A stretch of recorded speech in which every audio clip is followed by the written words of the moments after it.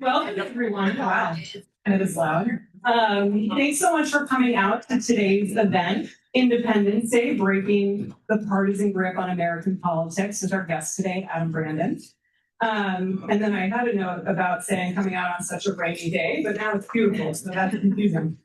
Welcome also to everyone joining us on Zoom. I'm Jessica Burns. I'm the Senior Communications and Events Manager here at Tisch College, and I'm thrilled to kick off today's talk. If you're just now joining us here in person, please help yourself to lunch, which is available right to my left in that glass enclosed meeting room. Special thanks also to the Political Science Department, the Tufts Republicans, and the Tufts Federalist Society for their support of today's program and their ongoing collaboration. And before I introduce our guests, I just want to mention two events we have coming up next week in case folks are interested. So on Tuesday at noon, our Civic Life Lunch series will continue with What We Hold, Lynn Cooper on civic belonging. Lynn Cooper is the Catholic chaplain here at Tufts, and she's delightful if you haven't already met her. She will be talking about her new book, which explores the power of interfaith friendship and belonging in such partisan divided times. And then Wednesday next week at 5:30 p.m., we're hosting chef, forager, outdoor educator, and content creator Alexis Nicole Nelson, better known by her social media handle Black Forager. So that will be through the Solomon Speaker Series for a talk on all things foraging, botany, and civic education. You can read more about these events and register for them. They're all free at tischcollege.tufts.edu/events. So our guest today is political strategist and bridge builder, Adam Brandon, who serves as senior advisor at the Independence Center, where he and his colleagues are working to disrupt the two-party duopoly here in the US and to organize and empower independent voters who are fed up with partisan politics. Adam's no stranger to political movements and coalition building. He grew up in Cleveland, Ohio, which we were just talking about, to a conservative evangelical father and a liberal artist mother, both of whom really instilled in him the importance of respecting diverse perspectives and listening to those across the political spectrum.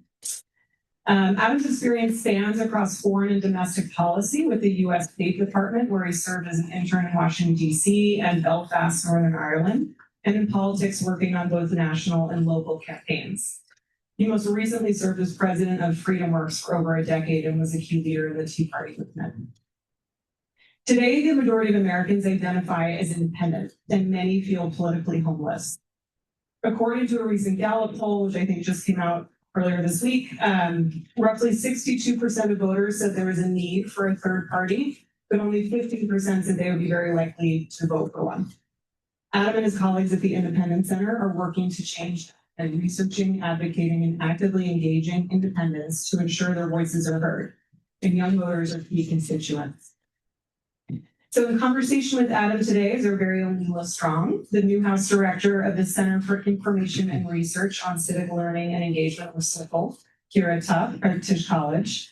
And in that role, Leela oversees groundbreaking research on youth civic participation, including directing research on voting trends, civic engagement, and policies affecting young Americans. Her and CIRCL's work strengthens democratic participation through cutting-edge evidence-based initiatives. And I just want to give a shout out to our other CIRCL colleagues who are here today. If you all can raise your hand.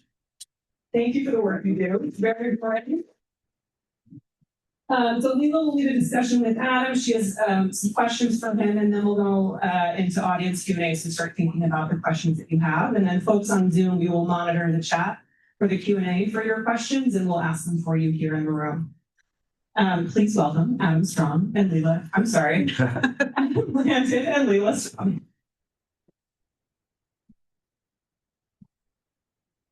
Well, hello, everyone. Thank you so much for coming. And Adam, thank you so much for joining us and coming to campus. Well, I'm thrilled. I've already said that this has been a pretty hard road with my new project, and this has been one of the more fun days I've had in a long time. It's a low stress day, and to walk around a college campus, it's probably been 30 years since I've been on a college campus, and I'm taking pictures and sending them back to my wife. Like, man, it's just amazing and beautiful. And I actually, Tufts has an interesting place in my personal story. When I was finishing high school, I wanted to go to one of two colleges because I wanted to study international affairs. I either wanted to go to Tufts or I wanted to go to George Washington. And I picked George Washington because I wanted to live in the city. And so every single time I see Tufts, there's like an alternative life that I could have been here. Well, you will always be one of us either way. But thank you so much. So what we're going to do is we're going to chat for a bit and then we'll open it up to the audience and for some questions toward the end, if that's okay. Can I just start off with just making a quick statement? You guys are living through something really historic in ways I don't think you comprehend. So some of us, I'm 47 years old. Like the first historic event I kind of remember was when I was grounded and my dad opens the door and he brings in this black and white TV and he sets it and he's like, do not take it off this channel. It was the Berlin Wall falling. So that was my first moment of history. And then they would come. But for younger people here, you're living through like moments of history like every week at this point. This is not normal. and so there is going to be another side to all of this. And so what I'm excited to bring you guys is that I am really in a position to say, I think, some interesting things because I have left the partisan duopoly. And I spent my whole career. Now, I never lie, but I wouldn't necessarily say the full story. If it made my team look good and your team look bad, why would I ever say something to make your team look good? That's how the whole damn system works. And I'm really passionate about a lot of policies. Some people in this room may agree with me on things, some may disagree. But I came to Washington to actually do some things. And then you get into this, and you see what partisan duopoly has done to break this system. And as the system breaks, it breaks. It's like a machine. When it starts blowing up, it doesn't blow up a little bit. It blows up. Read history. I mean, that's what I'm saying. We're living through some history. But what I'm also seeing is that in that, we're so focused on this car crash, there's this massive opportunity because most Americans don't want that. They want something else. But they just haven't had the opportunity to give that. And what I think you're about to see in this election cycle for the first time are actual independents who are going to run and win. And when that happens, everything changes. Yeah, I couldn't say it better. I mean, absolutely. Well, I think about this every day. So yes. And I think that what's going to be interesting is seeing this new iteration of how America operates and how we have to have dissenting opinions and conversations in a way that allows for a broader depth and breadth of understanding. So there's three trends that I see coming together right now. And the first trend that I see is the decline of the parties, party affiliation. They never go above 30% Republican or Democrat, and it's usually lower than that. And it's continuing to slide down. So you've got 40% of the population in the middle. I mean, so that's trend number one, this decline, right? This decline in the two parties. And you don't even need parties as much as you used to. Then you have this secular shift in society, I mean, maybe secular is the wrong word, but between baby boomers and millennials. These are two generations that are very, very different in outlook, very, very different in experience, very, very different in policy direction. So you've got the parties that are on decline that are really representing, say, more of the old boomer type politics. Then you've got this rise of the electorate of these younger-minded independents. And then you splash in artificial intelligence. That is a recipe for a big bang. And so I think that is the moment that we're at. So yeah. I just wanted to explain why this is different. Yeah. Well, I'm going to take us a little bit back. Yeah. So we have a lot of students in the room. And I think a lot of them would love to hear how you came to where you are. So how you went from a college student, like many folks here, to the perspectives and your position that you're in. I love the chance to speak about this. So I was thinking about that, walking around this campus. And once I was living in England when I was an undergrad. And I sat down at a pub and I outlined my life for the next 10 years. And I'm like, I'm going to go back, I'm going to do this, and then I'm going to go to law school, then I'm going to do this, and then I'm going to run campaigns, your ABCs, Adam Brandon for Congress. I mean, I had this thing lots of time. And I came home to execute this mission. And part of that mission was going to law school. But, I was looking at a resume. I was I was getting ready for the LSAT, and I wanted like a 165. I remember that number. I think I got a little cocky, and I misfilled in my numbers. I bombed the LSAT in a way that it made it statistically impossible to bomb. It was so bad, and then they go and average your scores. I'm not going to law school, guys. Holy shit. What do you do? I mean, I had my whole life planned to the moment of where I'm going, and now what do I do? And I look at that like the bullet that was coming in my head that whizzed at the end. Because if I would have done that plan, I see where I would have been, and I don't think I would have been in a very good place. But because I thought the values and my understanding of the world when I was 20 would, when you're young, you have time, you're old, you have wisdom. But what happens is life does throw you curveballs. You think about how I met my wife. I think about all this stuff. You have no idea the opportunities that are coming. So my advice is to make sure you're prepared for opportunities. So you have this opportunity called your frickin' 20s. It is a very unique moment. It doesn't last very long. You can do things in your 20s you can't do in your 30s. What do I mean? Go work on a presidential campaign. Sleep on a floor with 15 other people, drinking bourbon out of Dixie cups and getting up at 6 a.m. the next day. This happens. Go experience this.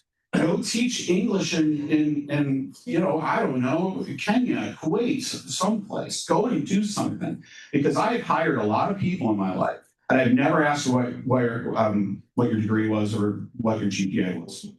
Absolutely irrelevant. Interesting to see where you went. But then I want to know what you did.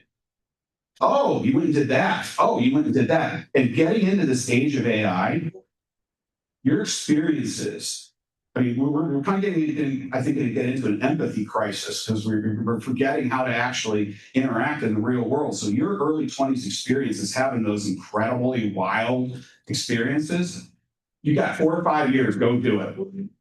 Go do it. And then come back. And then decide if you really want to go to law school, because you probably don't. You probably take those risks and don't do something stupid. I'm not saying go, become a narco trafficker, right? I'm saying go do something that is going to be, this is really, I moved to Poland and I lived there for a little while. This is right after the transition. And so I got to experience a life-changing history moment that has affected my decision to keep forever. You're seeing a lot of folks, over 30 shaking their head, nodding their heads, because it really is, the failed big moments that end up being our greatest opportunities later in life. So I absolutely agree with you there. And go do the big thing. So let's go to FreedomWorks for a moment. Yes. CEO of FreedomWorks. Correct. 10 years. It's a wild run. It was. If you ever Google me, part of the story was, no joke, a man with a gun walking me out of the office. Front page Washington Post. Weird stuff. Yep. And you survived. Politics is really nasty. It is. So I'm wondering, it seems like FreedomWorks was a bit of a microcosm of some of the major political shifts that we're seeing happen in this country, in the Trump administration, Trump era. Would you agree with that? Yeah, absolutely. And what would you take away from that experience? What lessons have you learned as people are trying to find ways to kind of politically organize these days? Who's heard of the Tea Party movement? Okay, let me tell you how it began. So how it began was during the TARP bailouts with Bush. And I come from the political philosophy, I guess you'd call me either a classical liberal or libertarian. And I just thought this was outrageous, the way that they were using federal dollars to be bailing out private institutions, things like that. So we created a website called Angry Renter. And the idea was to go out and recruit people who didn't own homes or weren't part of the problem and start putting them into a political force. We have this list going. At the time, I was studying for a finance degree in the evening, so I was watching CNBC, and this guy named Rick Santelli comes on and does this rant saying how bad this is, and we should throw a tea party. So I look at the guy sitting across from the office, and I'm like, let's go. And so we ripped that clip, took that clip, hit that email list that we just built, that we knew were people pissed off about. All of a sudden, the emails just started flowing back. Yeah, I want to do a tea party. I want to do a tea party. So we created, there's something called Ning. It was an early social media site where we literally would sit there with interns and all these incoming calls, we would be plugging them in and connecting people. That is how the Tea Party got started. So then what happened to that movement is it rolled right into the Obama administration, which we saw, I mean, we were outraged. I mean, we're talking Obama did like 25 executive orders. Like, I mean, we were absolutely outraged. I mean, so we'll get back to that in a little bit. But then at that moment, we just saw everything just shoot up. Like we had money coming in, we had people signing up. And then there was an outfit called by a guy named Sal Russo out of Sacramento, California. He created something called Tea Party Express, and he hired Sarah Palin to get on the bus. The movement shifted from a nonpartisan, what we were starting to see as a powerhouse, to a partisan vehicle. Boom, it was gone in an instant. Because everything special that we were able to do to reach across party lines on what we thought was this overreach was gone.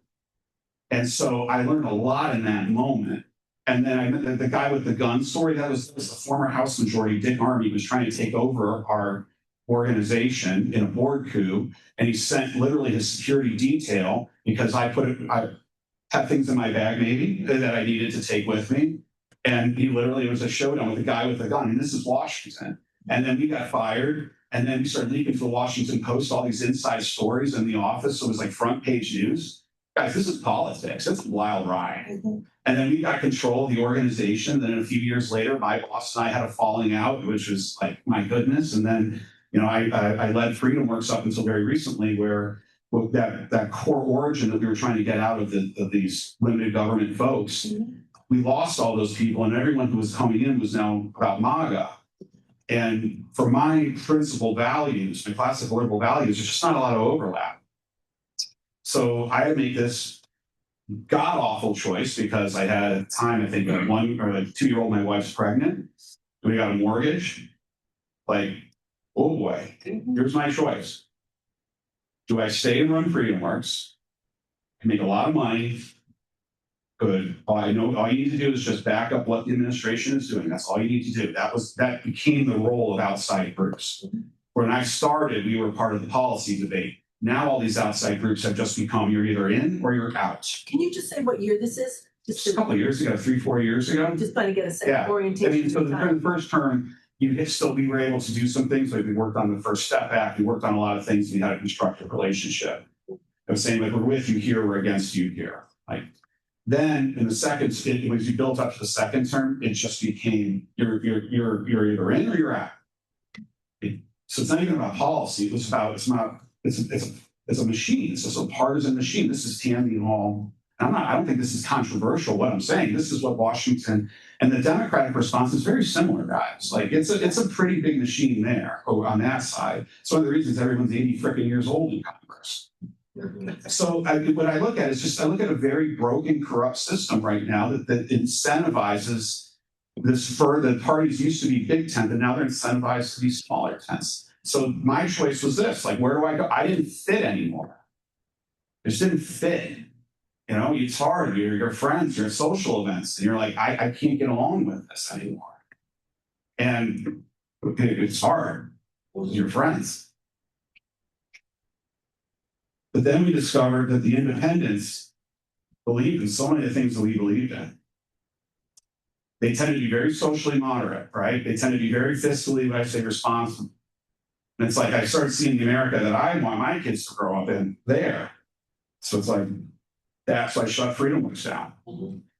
Lawsuits and all kinds of fun stuff. Don't try and shut an organization down, folks. It's not fun to be the last captain on the ship when it goes down. And then I went into this just god-awful period of trying to raise money, trying to build a team, trying to do, did I mention we got like a 2 and a 4-year-old running around the house? And my wife is a big-time nuclear scientist who's got a lot of demands on her schedule right now. This shit's not easy, guys. Go to therapy. Anytime anyone wants to watch the kids for 5 minutes, you take it. You do anything you can. But now I'm now get this honor of being here, being able to talk to you guys about there's something big happening. Like I'm talking to Democrats now, I'm talking to Republicans, I'm raising candidates. This thing that I saw a few years ago is actually starting to happen.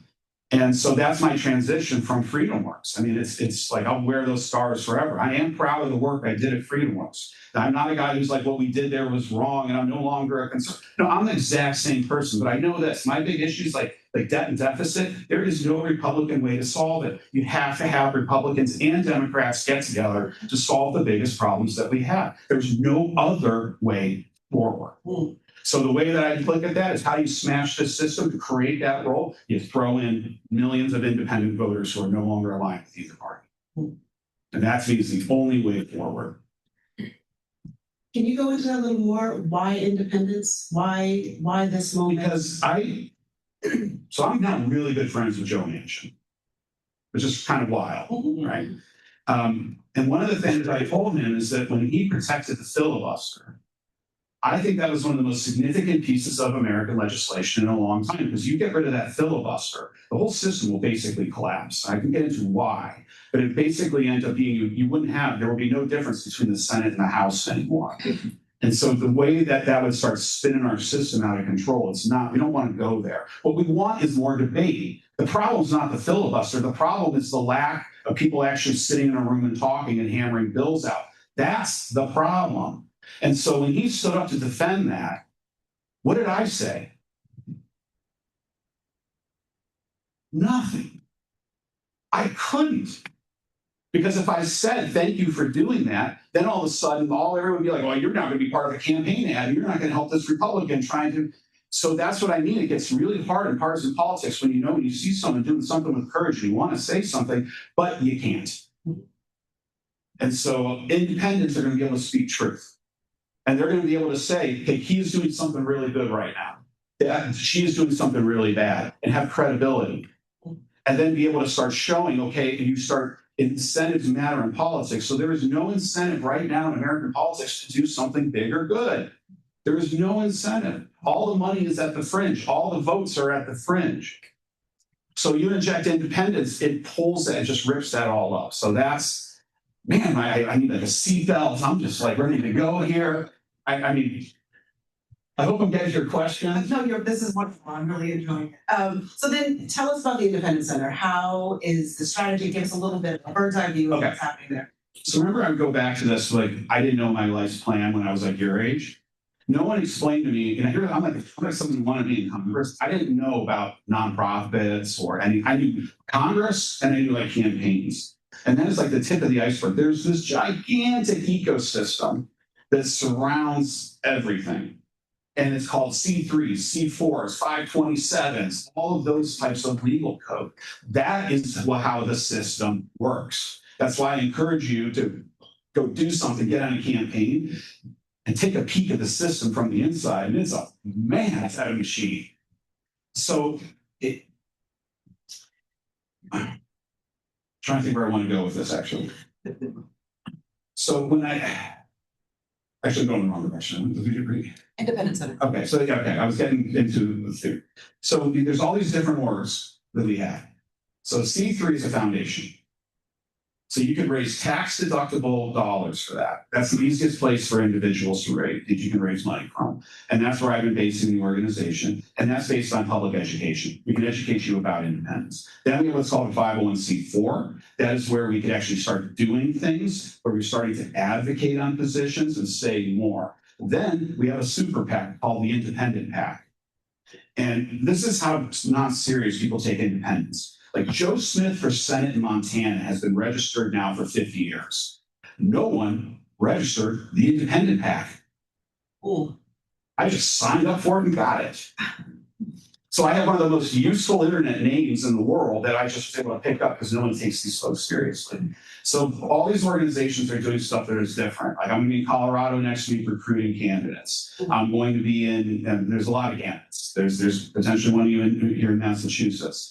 And so what we're going to do is use the C3 to build up the community and educate voters, the C4 to start to activate them, and then the PAC ends up running the candidates. And our goal is that if we think if we win 5 independent seats, who controls Congress? Mm-hmm.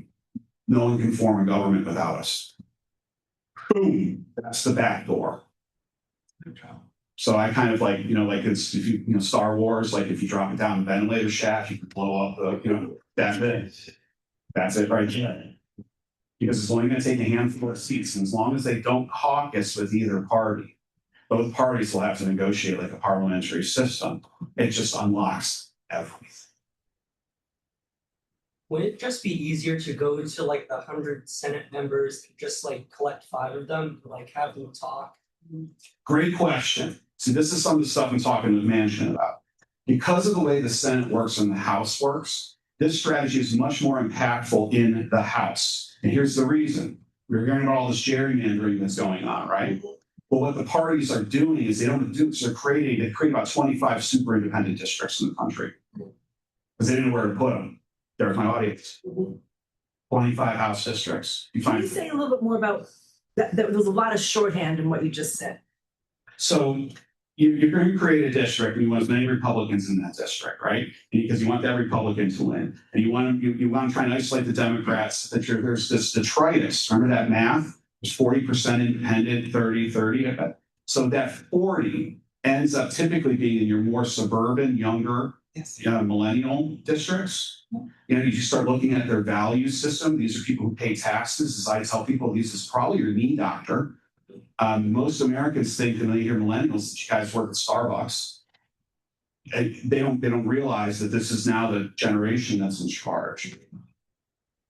So that changed. So what you start seeing in those districts is those districts, also the way they consume media. Does anyone here watch TV? No.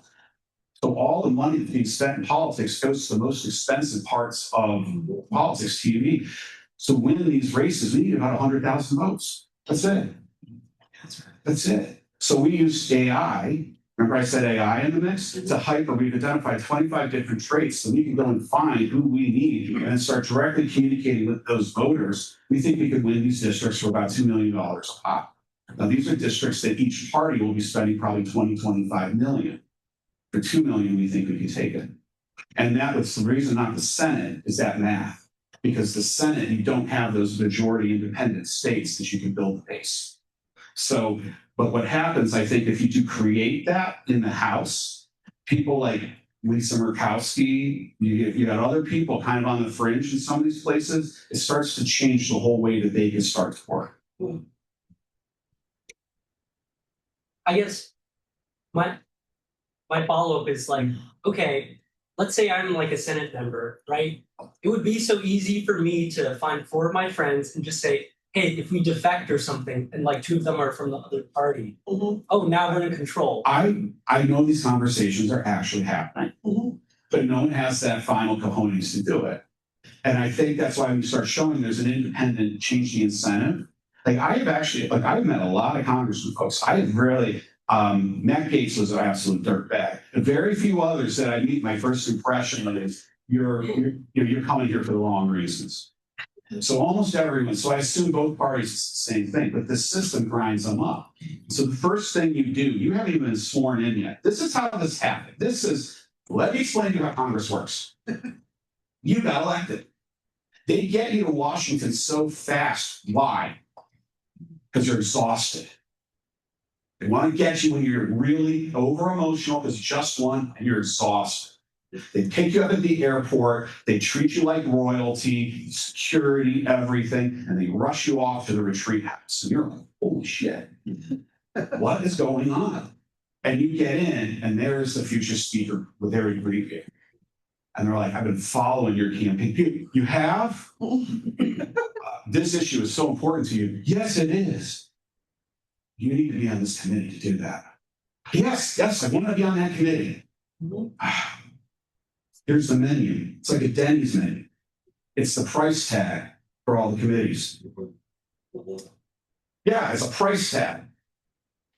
It's campaign donations you have to go. So your committee is $1 million, but you don't have $1 million. You want on this committee? Let's go to this room. Let me introduce you to Mr. Pharmaceutical. Let me introduce you to Mr. Finance. Let me introduce you to Mr. Defense Department. You start collecting checks. You've been in DC for like a half hour now. You just sold your soul. You're not even sworn in. That's how this works. So what we're trying to do with these 5 is they don't go on committees, and it creates tremendous amount of freedom to break that system. So how do the independents interrupt this cycle? Like you mentioned values. So to take it back to the basics, what are the values that independents hold as a political system? Is it just not being a part of the 2 parties? Well, that's all really needs to recruit people, it seems, for the most part. But what you start seeing, again, social issues. This is a group that tends to be like they believe climate change is real. They believe we need to do something about it. They do not believe that you can run everything on windmills. We should be investing in transition fuels, nuclear. It's a pretty reasonable policy, okay? Then it's things like on abortions. Bill Clinton, safe, legal, and rare. No one wants late-term abortion. But they want people they're like, hey, I'm not in that position. They want to be respectful of people. But they're not like going out and celebrating abortion, but they think it should be there. Gay marriage, settled, done, just done. Okay, we're not even talking about this anymore. So those are like the social issues. But as you get into it, they're a little bit more complex because it may be gay marriage, fine. Look, I don't want to be talking about any transgender issues with my kindergartner. But what you're actually seeing is also a lot of parents stress about how much sex is being thrown at our children right now. And so it's like they want some kind of reasonable balance. I mean, this is a harder conversation to have than like ban this and don't ban that. That's where these people start to believe in. They're looking for someone who can be reasonable. Look, I don't care if you smoke marijuana, but can you not do it on the street? I got to explain to my kid what that smell is. Like, that's a reasonable position you start to see. So on economic issues, they're like, look, they understand that if you take taxes out, you put higher taxes, that puts a burden on folks. And there's other issues. So they're not opposed to paying more taxes, but when they see what's going on, this is a generation that also understands that the debt and deficit is driven by entitlements. Like, that's why it's so hard. Everyone likes to talk about spending. There's only 3 things that are driving our deficit right now: Medicare, Social Security, defense. That's it. You could cut, and then also the rise of interest. Now you got 4. You could cut everything else out of the budget besides those 4 items, and we're still running $2 trillion deficits. Like, this is a nightmare. But they understand that they don't know the solution. But what they want to see is, like, can we get some adults in the room to take a look at this problem? Maybe this is a little bit more important than like banning flag burning for some unknown reason. Like, there's some serious issues. We need some adults, please. And so that's kind of where they're coming down and why the partisan rhetoric doesn't work with them. Yeah, I mean, you mentioned Gen Z. So I'm going to throw a plug in for Circle because I have to. So, we conduct research for young people's political attitudes and engagement. And we know that young people have pretty low trust in what's happening in our democracy and politics right now. So if you're young and you hear the political parties, what is the message they've been telling you since you were born? America's going to hell. America's doomed. That's all you've heard from both parties. America's going to shit. That's all you've heard. Guess what? Their marketing works. And now all of a sudden, older folks that are running these parties are shocked that you guys aren't as patriotic. Well, I think there's differences that you look at patriotism as well. Because if you look at the younger generations, they're volunteering, they're much more engaged. To me, that's a sign of patriotism. Like, cleaning up your dog park is a sign that you believe in the community. Now, does my dad would prefer you have a big American flag on your giant truck, but that's my dad's version of patriotism. It's different. It's a different world. But I don't think it's. I think too often older generations, they always look down, and these are the same tropes we sing about younger generations forever. That's right. So how do you engage young people? How would your organization and Independence as a whole, how would they bring in this kind of Gen Z, Gen Alpha? I think what we're going to take the risk on trying to do is we're trying to also build a large coalition here. So not just us, a lot of different people. There's going to be, and I'm really excited to see some of these things that are starting to happen. Like, that's why I get kind of emotional about this, because there's stuff happening. There's meetings that are starting to happen that, man, I wish I could tell you a little bit more about. I'm sure we will in a little bit, but there is some trust and some bridge building that is beginning to happen. So I think it's important to understand, we're buckle up. It's going to get rough. Like political violence has entered our system now. That's a hard thing to get out once it gets going. This is not normal, but there is hope. There is a system. There is a better system. This is part of a natural process, I think, like a forest fire sometimes. What did Jefferson say? I don't want to go as far as Jefferson, but you got to rewater the tree of liberty every once in a while. I am not. I'm a peacenik, guys. Okay, very clear. But I think the political process of kind of renewal is what is happening. Going back to like the faith in institutions. If I was younger, but we're asking people about the American dream to younger audiences, and what we hear about the American dream is, I play by the rules. There's certain benefits I should be able to have, like be able to take my kids on vacation once a year. I should be able to save for retirement. But we can't really do that. We're getting stretched so thin, we can't do that. That's, I think, the first people to start addressing to these crowds, like, we understand what you're going through, and we're going to try and make it better. And we're going to prove we're going to make it better, because we're actually, the only thing we're going to try to build trust with you on is we're going to work across the aisle. Like, we're hoping to start with from a place of like, we're going to try and listen to you, we're going to try and address your issues and build a machine with you that ends up going around this giant Washington cluster machine. And so that's my value proposition. So we're going to try and do that mostly on social media, obviously. So And sitting here at Tufts and things like that. things like this, yes. And so in this place of economic hardship and political polarization, how do you create open-mindedness? How do you create independence of thinking?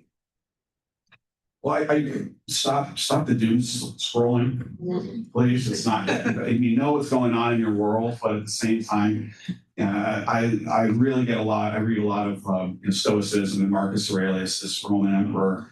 And one of the lessons he always said is that there's things you can control. There's some things you can have some influence on, and there's things you have no control over. So try and reprioritize back to that a little bit of what can you do. So there's things that you can do.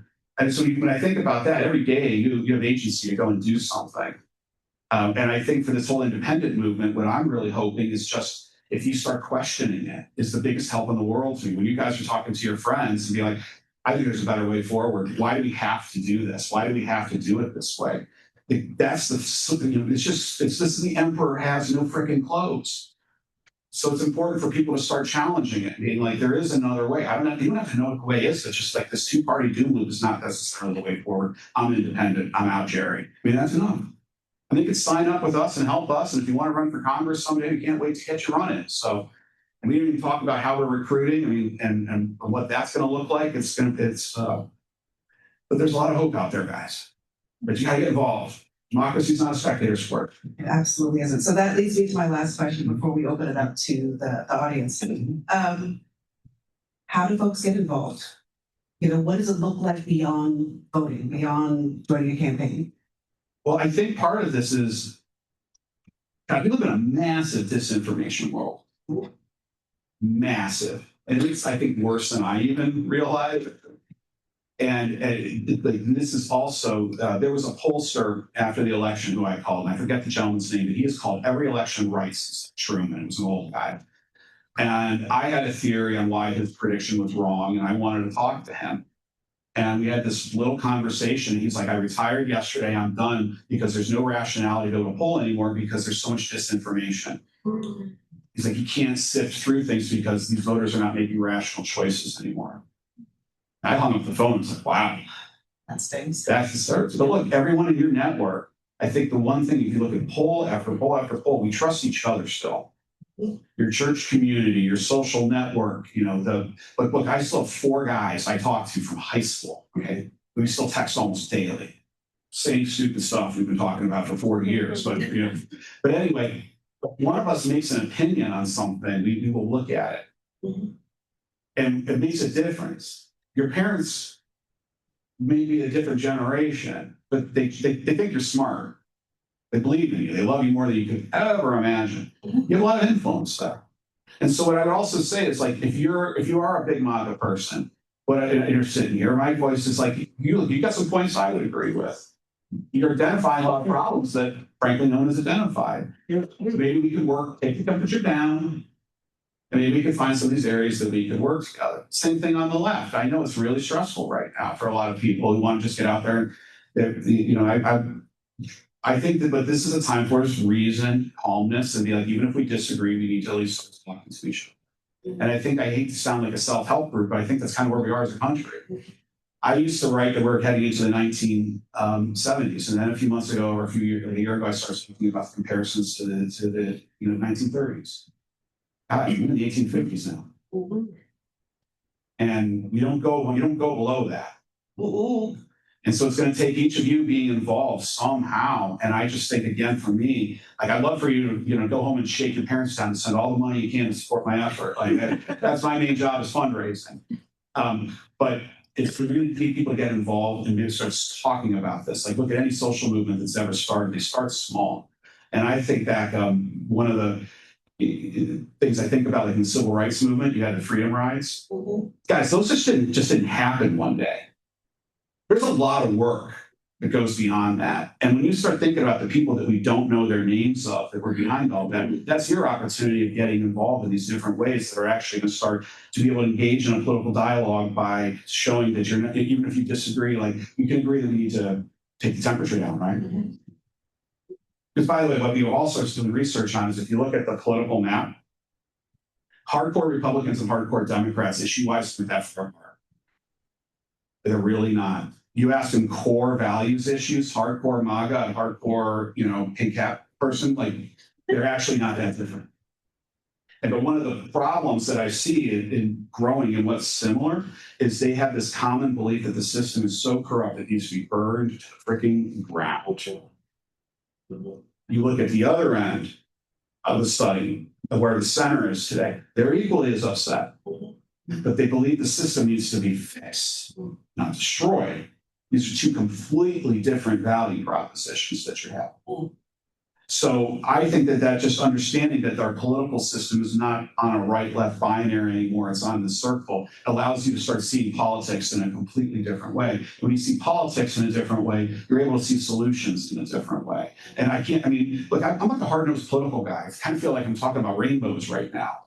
But there is a strategy, a hard political strategy forward. And this is what I'm talking about here. This sounds nice, but this is like steel-tipped shoes kicking in a door kind of stuff. Like, the parties are going to fight like hell to stop this. And we know that. But we also know ultimately what decides the future of this country is not the Supreme Court. It's public opinion. Public opinion is the ultimate check on any problem we have in society. And so that's what I'm looking. So if you start shifting that public opinion, that's how what's normal, what's not normal. So No, I love it. I think it's beautifully said. I think there's a question. I don't know if we're right about to get there. Right. So I will say it gives me hope to know that being able to have these dissenting conversations, being able to have opportunities to have collaborative moments, can lead us to that next phase. So with that, I will say thank you so much. This was absolutely delightful. By the way, you didn't ask me my home DIY story. Oh yeah. So we were talking. She just rebuilt her house.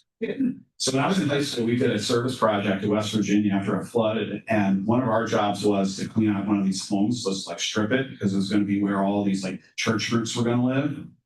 And they told us that you had to take out this wall. So when you tell me take out the wall, what I'm thinking is there's nothing left in the wall, right? But there's these things called studs that hold the house up, apparently. So we got down to these studs. But these things, man, are they hard to get rid of. So we found, by miracle of miracles, a concrete chicken outside. Yes. And so we found some mattresses. We put the mattresses on one side. We were geniuses. And 3 or 4 of us could pick up the concrete chicken, run, throw it at it. Dad got these studs down. And the house. And the house. So fail big. So I have never done home remodeling since that moment. And I will never do it again. But thank you so much. This has been such a delight. And I will turn us over to questions from the audience. And for folks who are on Zoom, please type it in the chat and somebody on the team here will get us going. Ma'am. Hi. So with your discussion about the circle and how the extremes want to burn everything down, it sounds like you sort of are also looking to burn everything down with how do you get the centrists who are the independents to join you in burning everything down when they want everything? We have possibly the worst designed immigration system we could possibly have. We have possibly the worst healthcare system we could possibly have designed. Yeah, that's right. I mean, we could go through a lot of different things right now, and we're cooking at, we don't want to get into the tens of trillions of dollars of debt. that this could be that could create a sovereign debt crisis that would be basically a 1930s type of response. If we're staring at some very serious issues. And so when I think about the seriousness of those issues, I then start, there's an adult conversation that can be had. I think if you have that conversation, I'm answering your question. No. No, okay, sorry. So you said that the extremes want to burn everything down. Right. And your new organization seems to want to burn Okay, what I'm trying to say is like, But independents tend to be more centrist. They don't tend to be on. it's use the structures to fix it. So maybe the structures are burning things down, or are we fixing it? We're fixing it. But you're doing it, so if you go back to how should Congress work? There is a process. Remember I said how outraged I was over Obama with 25 executive orders. Like we are living in a really dangerous time where like Congress is not functioning right now. So you're taking it down to the studs. You got to take it down to make the Congress function, right? So we always talk about returning to regular order. Well, the reason no one wants to return to regular order is because they want to make a giant bill because you can shove a lot of crap into a giant bill. And so if you have smaller bills, it's easier because Congress's job is to oversee the bureaucracies. If you make them do that job, that's a completely different way Congress is supposed to function. And so by unbreaking that, by forcing this small majority in there, that we're just going to return to these rules. And the other kicker to this is, remember, part of our deal is we get to pick the speaker. The speaker does not have to be a member. The speaker could be Joe Manchin. Someone who knows the body, who's shown a willingness to work across the aisle. That's how the system starts to work. Now, did that answer it? How do you kind of marginalize it? And I also think what starts to happen is, remember I used the child story, the emperor has no clothes. I think if you look at how unpopular these parties are, I think it's like we're talking about 70% majorities in Americans would prefer what we're discussing right now to what is going on. And when you have majorities like that and people are like demanding better, that's where you start to have a lot of power to quiet those. Those fringes are always going to be with us, but at least put them to a place where they're not driving the show. Yeah, you. So thank you for this talk. There's a small group of some lecturers who study diplomacy and international law from Spain, Japan, myself, Hong Kong, also with the National Committee on U.S.-China Relations. So my question is going in that direction. So for us, it's more like a spectacle watching from afar what's been unfolding in the U.S. in terms of strategic interest, how it's being considered not only in the White House, but in Congress. So how would this movement that you are organizing build in more nuances and also consideration of U.S. long-term interests, not only in Middle East, but elsewhere, like China? Oh, this is great. I love this. All right. So particularly if you go back, the Trans-Pacific Trade Deal, that when Obama negotiated and then Trump didn't sign, I think was step one in a massive, colossal F-up on U.S. strategic policy. But when you think about that, Trump didn't bring it up for political reasons, but why didn't Obama do it? I'm not going to let him off the hook. And so to me, what this looks at is that you look at these independent voters, they're pretty consistent in their views. So even on these controversial issues like Israel and Palestine and the Ukraine war, there is a certain common thread that is through these independents. It's very practical. It's more of akin to speak softly and carry a big stick, and more of a return to that more. I think you have a younger generation that has grown up playing video games with people across the world. This old power politics that is coming back, this doesn't make sense. This is a generation that was raised in a global world. So I think what you're seeing is a desire to be the leader of the free world again, to work through our alliances. So I think there'll be a practicality that'll get re-injected into American foreign policy. The question is how much damage is going to get done between now and then. Like, I know this. No names, please. But a lot of our the intel, the spies that we have in Russia have stopped talking to us. Would you keep talking to us right now if you were trading secrets? Hell no. Five Eyes is reluctant to share things. I mean, guys, this is really bad. Like you don't feel this every day, but this is the very underpinnings of our security structure that are getting whacked right now. This is a very, like, and I'm a libertarian surveillance guy who I'm like, I think, I'm not, trust me, I could get into a debate on if Eric Snowden was a hero or not. But this is what I think that unraveling could have some unintended consequences, which could make rebuilding that global order much harder and not as much as turning a switch back on. And this is not recency bias we're talking about. Yeah. And I'll go to you because I saw you, or, yeah, you. So I'm a community member, not a student. I have. Oh, sorry, I have worked, I was deployed overseas, I'm a military member, I work for a municipality now locally. Very wealthy one, and I live in a different municipality where I'm awarded in election. I care so totally about this. Are you concerned, like you mentioned disinformation, you have the name independent. But these days, I know even in local elections, independence means something very different than what you were saying. Yes. And so to recruit people from the blue side, right? Like I think both parties are just owned right now. So there needs to be a third party. Do you have trouble recruiting? Is there like Yes. because right now This is an impossible task. This is now in my neighborhood means I don't support MAGA, but I definitely am. this But is like it's not The New it's England, not yes. the other side, right? So like this is why this is you're going gonna to struggle recruiting. Yes and no. I mean, but we have to identify. We're running into problems we don't even know existed. But remember, also, our grand strategy is we're just trying to find 5 or 6 house wins. So we only need to get lucky with a couple of things. So it's not going to work everywhere.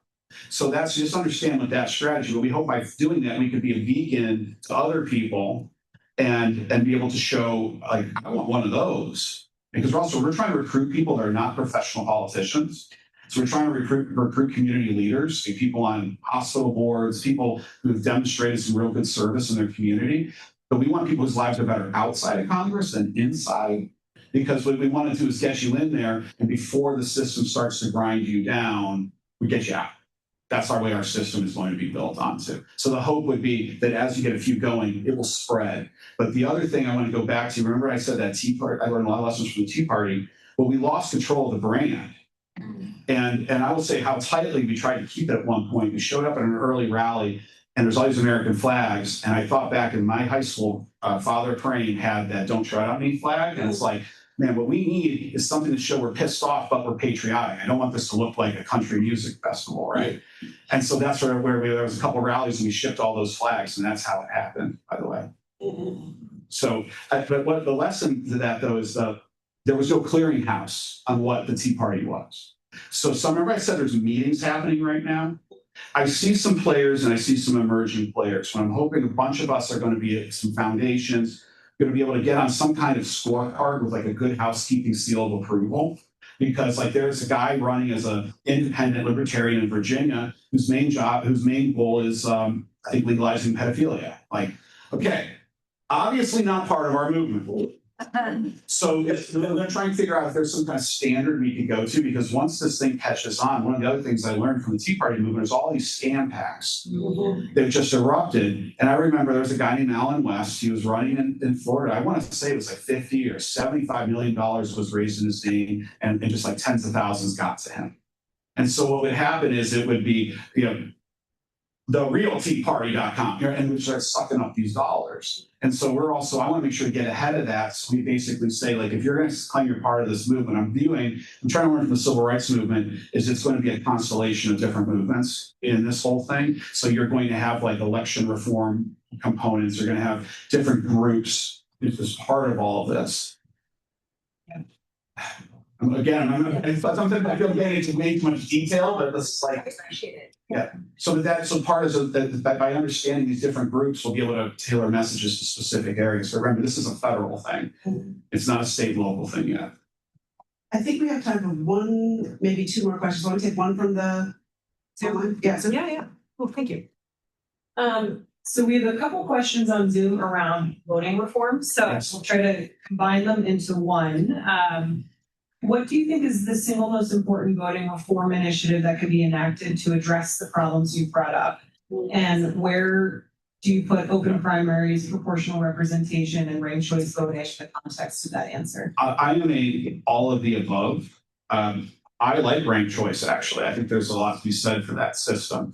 The challenge is explaining it. And that's a hard thing. Can I explain it to my mother? I have not successfully been able to explain it to my mother yet. So, or my dad either. They don't get it. And that's a difficult challenge. Can that be overcome? Yes. When I look at the incentives, to me, it really hit me. It's like the parties are private institutions. If the taxpayers paying for the election, everyone should be allowed to vote, period. So if the parties don't want to do that, then they should just close their elections back. They should pay for it. So I kind of look at that as kind of a moral issue. So when I think about these reforms, I think that's where I kind of start from. It just makes logical sense. If the taxpayer is paying for it, taxes should be open to all taxpayers. The parties don't want that. But I had a conversation with someone yesterday that was like, none of this is going to work unless you change the way the primaries work. Do people understand how our primaries got to where they are? This came out of Watergate. The idea was the parties control the process. And so the idea was if you open up the process, you kind of democratize it. It was supposed to actually be a good reform. But what it ended up doing is in the long run, it's ended up empowering the extreme base and the organized part of the parties. So it's had the exact opposite effect. So basically what I'm almost proposing is going back to those smoke-filled rooms. Because what I also liked about that process is that you didn't know who the presidential nominee was until about 3-4 months before the actual elections. So that gave America a chance to tune it out for a few years and actually legislate. And so then when you had all this drama that would come up to these conventions, right? Who's going to be the Republican? Who's going to be the Democrat? You wouldn't know. So the America was transfixed. You got to listen to the debates. You got to see it side by side. And then you spent 4 months obsessing. And then it's over. You don't have to worry about this stuff for 4 more years. This permanent politics is just grinding us down. So I'm looking forward to more reform someday that could actually start to lengthening the governing period and shrinking the election period. But I know that change only happens if you force it. And that's why you drop tens of millions of independents to mess up that system to be able to try and return to that. Well, I want to be cognizant of time. I could do this all day. I mean, I it's so know. much fun. There's so much I want to say. I'm sure there are many here who will stick around and do exactly that. But I want to be cognizant of time. Thank you all so much Thank you for very coming. I have a